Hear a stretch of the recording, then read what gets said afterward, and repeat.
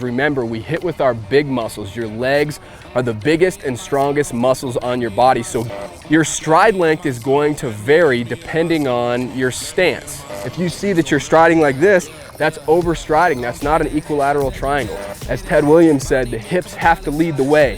Hey, it's Coach Justin from Ultimate Baseball Training. Welcome back to another video. If you're watching this video, you're probably looking to improve your power, and what hitter wouldn't like to hit the ball a little bit harder and further? When you improve your power, you know, every other offensive stat seems to improve with it. You're gonna get more hits, you're gonna have a higher average, you're gonna have more RBIs, a higher slugging percentage. Obviously, you're gonna have more extra base hits, more home runs. So good things happen when you hit the ball hard. And even if you already hit the ball pretty well, adding a little bit more power, I don't think any hitter is against that, okay? So in this video, I wanna share with you 3 simple but very, very powerful keys that will help you increase your bat speed and increase your power at the plate. These are simple things.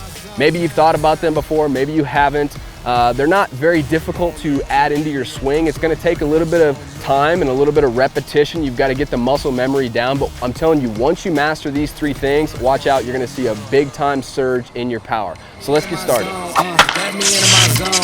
So the first key I want to talk about here is the lower half triangle. So when you're hitting, before you actually make contact with the ball, obviously you've got to load and you've got to stride. What I'm talking about with this lower half triangle is after you load in your stride and your front foot makes contact with the ground. So after you load and stride, as soon as your front foot makes contact with the ground, you should notice that your lower half, your legs, and the ground should make an equilateral triangle. What this is gonna do is this is gonna get you into an athletic launch position where your legs are engaged and ready to help you get the most power out of your swing. Because remember, we hit with our big muscles. Your legs are the biggest and strongest muscles on your body. So getting into this athletic launch position, you're gonna feel your legs are engaged and you're gonna be ready to fire those legs and get every ounce of power that you possibly can into the baseball. So your stride length is going to vary depending on your stance, all right? But you'll notice if you watch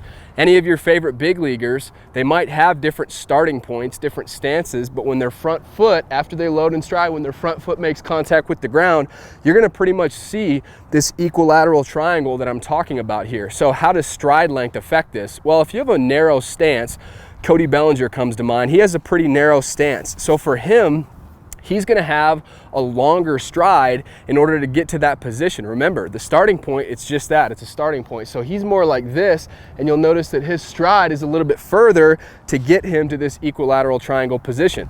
If you have more of a traditional stance, maybe shoulder width or a little bit wider than shoulder width, then you're gonna take more of a medium length stride in order to get out into this position. And then you see hitters like Albert Pujols. Why does he not really have a stride? Because he already starts out in basically this equilateral position here. So all he has to do is pick up his front heel and then put it back down. He's already in this power position. So I just want to encourage you, you know, if you look at your swing right now and you see that your stride is only this far, that's not an equilateral triangle. Or vice versa, if you see that you're striding like this, that's overstriding. That's not an equilateral triangle. So I'm telling you, work on getting into this good lower half triangle position. That's the first step in really maximizing your power. The next key we'll talk about is landing with your front foot slightly open. So I'm actually gonna move this tee so you can see my front foot here. But same position we just got to, okay? So we talked about getting to that lower half triangle here, but you'll notice my front foot landed slightly open when I did that, okay? The reason why you wanna land with your front foot slightly open is because the rotational part of the swing really starts when your heel drops. There's no rotation, you know, really when you're going through your load and going through your stride, there's not really much rotation there. When your front heel drops, that's when your hips start violently rotating and pulling everything else through the zone. It's when your front heel drops, okay? But it's very hard for you to get full hip rotation if you don't land with that front foot slightly open. Landing with your front foot slightly open, this is an athletic launch position, and when that heel drops, you'll notice it's very easy to get that hip rotation, clear that front hip, and you'll notice that it's very easy to get, you know, maximum power maximum bat speed into the baseball. But hitters who struggle with power, a lot of them land with their front foot closed like this. And if I do that, just try this at home. Get into this position where your front foot lands closed like this, and then drop your heel. And this is as far as I can turn here. And that's a very awkward position. I have nothing else to turn with unless I allow this front foot to slide like this. And obviously we don't want any sliding like that. So you're gonna see varying degrees of this front foot open. You know, some hitters, Jose Bautista, his is, you know, significantly open. Josh Donaldson's another one. Theirs is, you know, really, really open. You don't want to stride with your toes pointing towards the pitcher and be completely open like this, but just be sure, the big thing is make sure you're not closed. I think about 45 degrees will get you into that good position where when your heel drops, as Ted Williams said, the hips have to lead the way. It's not hands, hands, hands. You get to this position, your hips have to go first. That's what creates that separation. And again, I want to re-emphasize, your legs are the strongest part of your body. You don't get power from your wrists and your hands. It's great to have wrist strength and hand strength, but it's your legs and your hips have to lead the way.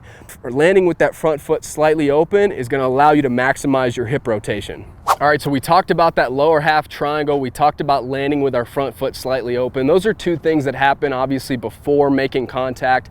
And all of this happens so fast, but I think it's important to break it down and go slow so you can really see the finer details of the swing.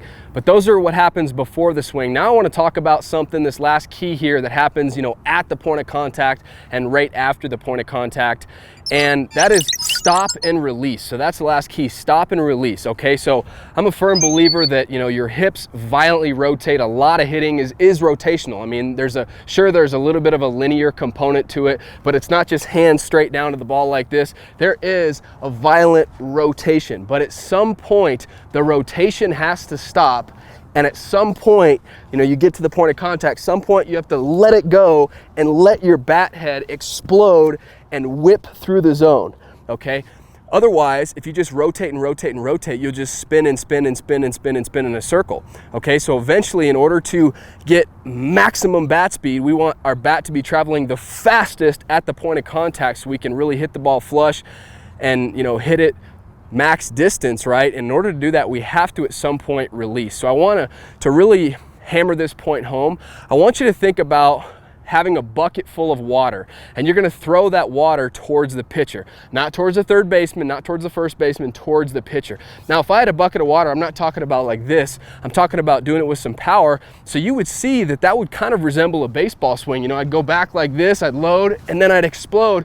But what would happen is I would stop my rotation when I, you know, hit against that firm front side, and I would stop and I would release, I would let go. That's the only way that that water is going to go straight. Otherwise, if I just rotate and keep rotating like this, the water is obviously not going to go that way, all right? Even if a little bit gets out of the bucket, it's not going to be with any force, right? The only way you can do that with force is by stopping and releasing.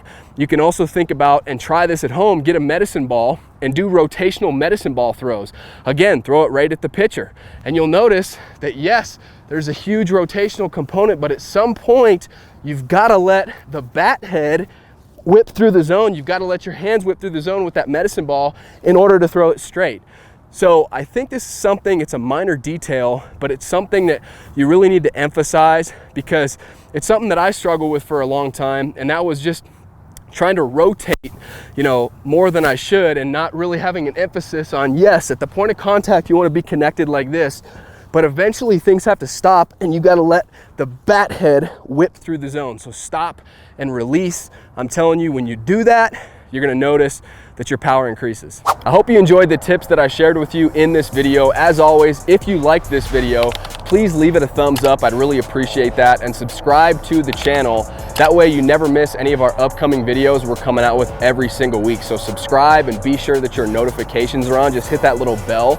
And last thing, hitters, I put together a free resource. You're really gonna like it. It's really gonna help you out. It's called the Contact Point Checklist, and you can download it for free. Just click on the link down below, either in the comment section or in the description. I'll put the link in both places. But what I've done in this free resource is I've freeze framed the swing at the point of contact, and I've highlighted a few key elements that every successful hitter has in their swing. So I want you to compare your swing and see what areas you're doing a really great job in and where are some areas that you can maybe improve, okay? So it's really gonna help you out, and like I said, 100% free, so go download that right now. Thank you so much for watching this video, and I'll see you next time.